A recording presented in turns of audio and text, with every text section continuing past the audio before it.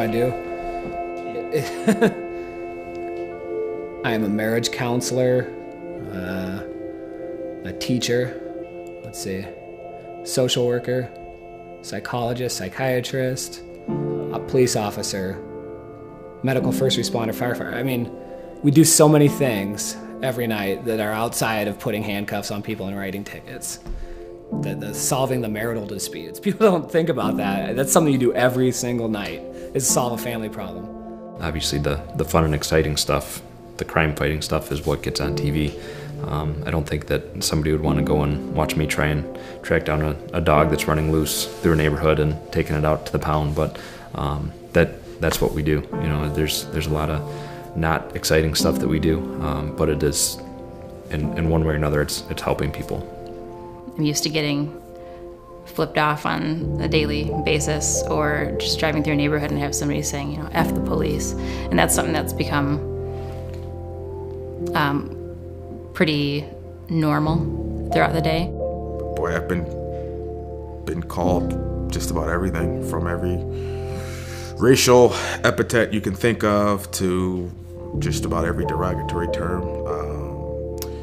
And so a lot of times, you know, we're meeting people in crisis when they're at their worst, and so you're gonna most times get their worst behavior, the worst things they can say.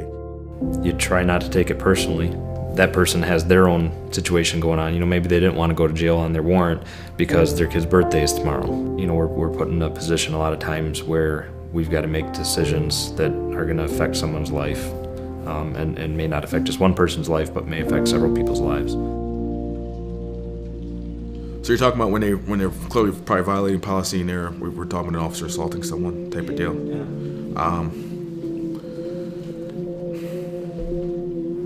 I will never just outright say I side with the officer. Do I think that there's bad officers out there? And I think absolutely there are. And you say bad, I think, you know, I would describe as evil almost, you know, or they get good at camouflaging that up. So we have to be better at uncovering it. You know, in any profession, not everyone's going to do the right thing. That's just the reality. And you get some people who just, for whatever reason, are going to do things they know they shouldn't be doing. But I've got to believe in my heart it's less than 1% in a very noble profession that are acting out in ways that bring such bad press, and legitimately bad press, to our profession. The number one issue for police agencies is trust and confidence with the community, and looking at ways that we can go from what some might term a warrior mindset to a guardian mindset. We should be guardian servants is the role of a police officer.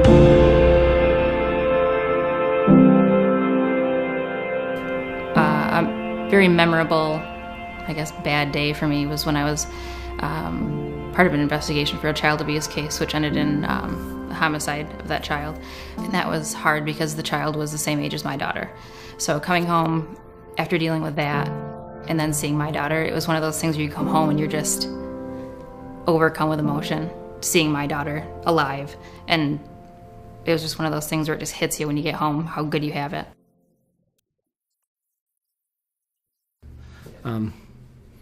Yeah, April 18th, 2011, an officer called for assistance on the south side of the city, saying he'd been shot at. So me and a couple other guys were sent to clear an alleyway. Well, when I got to the alleyway, I could see two people on the ground, and one of them I could immediately see was a police officer, blue. And I ran to the officer, and me and a couple guys just grabbed him. And it turned out it was another officer I'd worked with for a few years, Eric Zapata, and he was shot in the head and the stomach. And even my closeness to that, actually carrying him to the car, I couldn't. I still to this day can't even visualize what it looked like. And so that was pretty tough, and something I still every day deal with is that day. And that was April 2011.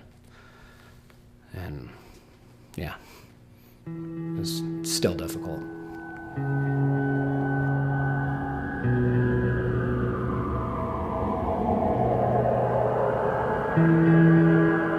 Whenever they call, no matter who they are, whether or not we've had a bad encounter with them before, if they call the police, we come. It's the cliche of people are running away from gunfire and we're running towards it, and that's the truth. We're there to help, and we're there to protect people. As much as people want to have their own opinions of it, we don't discriminate. If you need help, we're there, and we're going to help in any way we can. No one should live in fear where they live, you know, so certainly growing up in an area that wasn't always the greatest, you've certainly realized how a few can dominate, you know, for the many, and people can feel really uncomfortable in an area. And so I just wanted to make it so no matter what it was or what side of town it was, you know, on any street, people felt comfortable to go out and walk, live, and however I can help bring that about, that's what I wanted to do. Just truly helping someone.